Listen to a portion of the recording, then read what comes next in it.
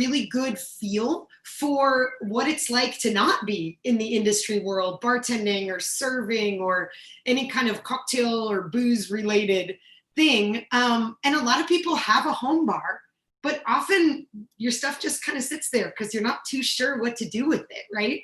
So that's where I found really the sweet spot. And since we're still kind of straddling the virtual and real world, as many of us are trying to stay safe and just do the right thing to protect ourselves and others, that's what finds us here on the Instagrams and the Zooms and Facebook and YouTube and all the things. But the reason, what brought me here today is a relationship with the Plagiarists. And if you're new to theater or you're not familiar with the name, the Plagiarists are one of the small theater companies in Chicago. And one of the things I love about Chicago, also being someone who loves writing, performing and live lit, is that this is a city that is super rich for that stuff. So the Plagiarists have been around for a long time, and I have a number of dear friends who act and organize in the Plagiarists. So this is in conjunction with them this week. They are finishing one of their big fundraising events, Art in the Time of Plagiarism. And they have a cool concept. You really go onto their website. They have a Facebook, they have an Instagram, The Plagiarists. They're very easy to find on the internet. So go check them out. You can browse through their gallery. There are dozens of artists who have material up for sale. Purchasing a piece makes a donation to the Plagiarists and gets you some new art or jewelry or cool creative experience of some kind. So jump on there. I will post right after this video is done for my Instagram loves, a place where you can click on things and make it even easier to find the Plagiarists. But sincerely, I'm a person who supports just things that I like and use. So that's real for me. I love the Plagiarists and I want you to love them too. So that's why I'm here. This is just a special spot that we're doing as a part of their big gallery week, making their event that used to be like a big party, dance party, raffle, all kinds of cool things. They're such a weird theater group, which I love. And trying to make all of that virtual. So here we are. Jump on and check that out after this. If you're more on the Plagiarist side of things and you're not watching on Instagram, who the hell is this person talking to you? Hi, it's me, I'm Linda. I run a series of pop-up events. I call it Cena Secreto, a little play on the Spanish for a secret dinner. I have one tomorrow, as a matter of fact. They're all over the city, sometimes in private residences and sometimes in public spaces. Depends on what I can get. And many of them are beverage focused and some of them are food focused. But in any case, you have both of those things coming together. There's a really deep connect for me between food and beverage and art and storytelling. So both of those things are just kind of crashing together. I always try to make that the case. There's a narrative. There's a reason that things go together. There's a curation to sitting down and making a menu, just like there's a curation to an event or a director in a play. So I love the overlap of these kinds of things. So check it out. My Instagram handle, if you don't follow me, is Chicago Dennison, Dennison, and that's where I post all of my Cena Secreto. So take a peek and please don't hesitate to reach out if some of that interests you, or if what we covered today is out of your wheelhouse and you're like, hey, I want to know more about it. Or perhaps it's right in your wheelhouse and you're like, yes, I love that. I want to do that with my friends. How can I? So we should chat if that's the case. What are we doing today? We're making a Cosmopolitan. I love walking through this cocktail because I think the Cosmo gets a really bad rap. If you're a Sex and the City fan, then you probably think that's where it comes from.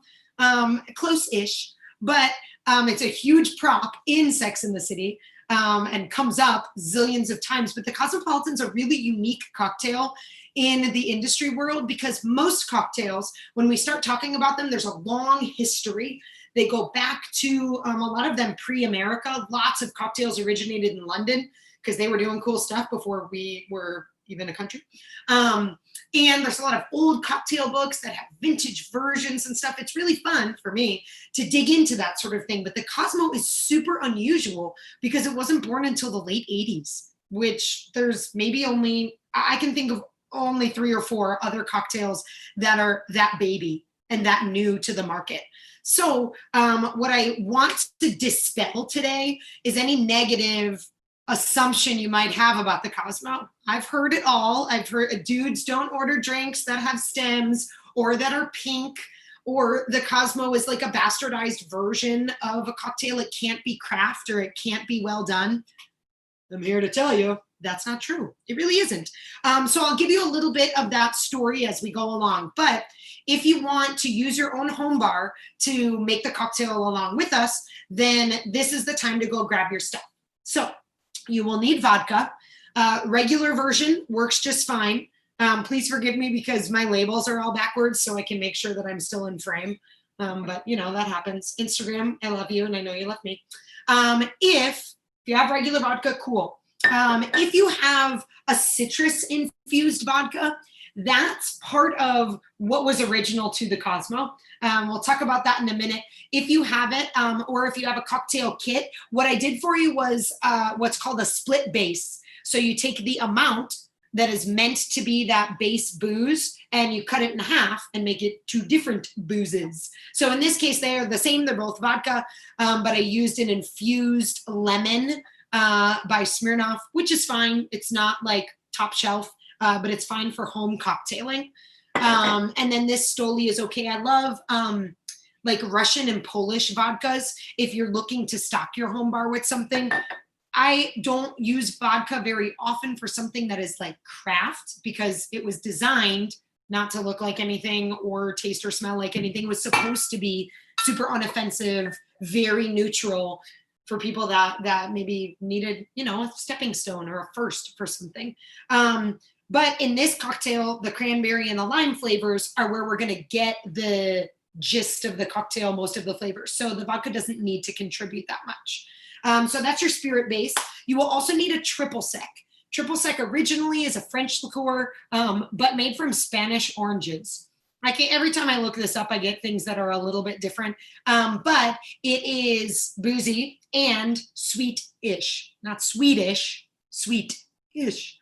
Often when you use Cointreau in a cocktail, if you're a margarita fan, Cointreau is an essential, nearly essential ingredient in a margarita. You can sometimes take your sugar down a little bit because it's a sweet liqueur. If you're using anything when you make a cocktail that you're not familiar with, pour it into a little glass and just taste a tiny bit of it. I mean, I'm familiar with Cointreau, but why not? So it has like, I mean, it's pretty intense. It has like an orange peel quality to it. So it's sort of zippy, tons of acid. It's kind of like a little fireworky on my palate, and that's acid working, something that right when you sip it almost tastes like effervescent or a tiny bit bubbly. Usually that's acid working on your palate. So, but it has a beautiful like bitter orange flavor and it's really juicy. So that's your second ingredient.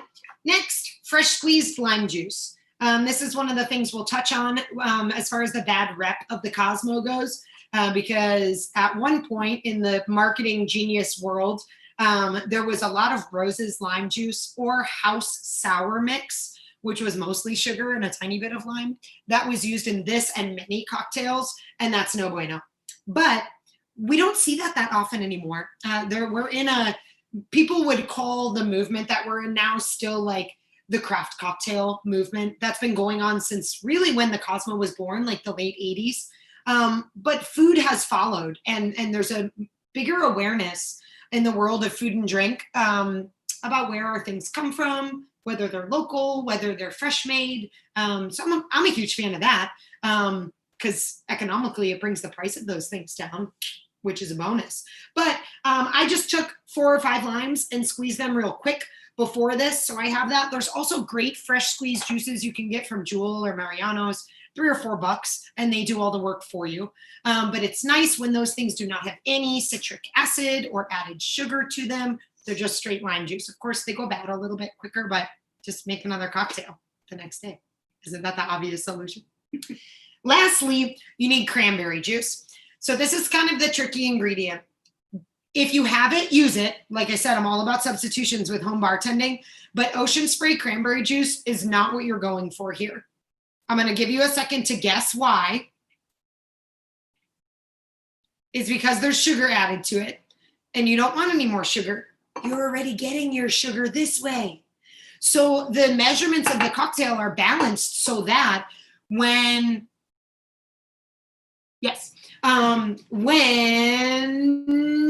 you balance and decide your measurements, you're hoping for that cranberry juice to come in with like a huge acid pop.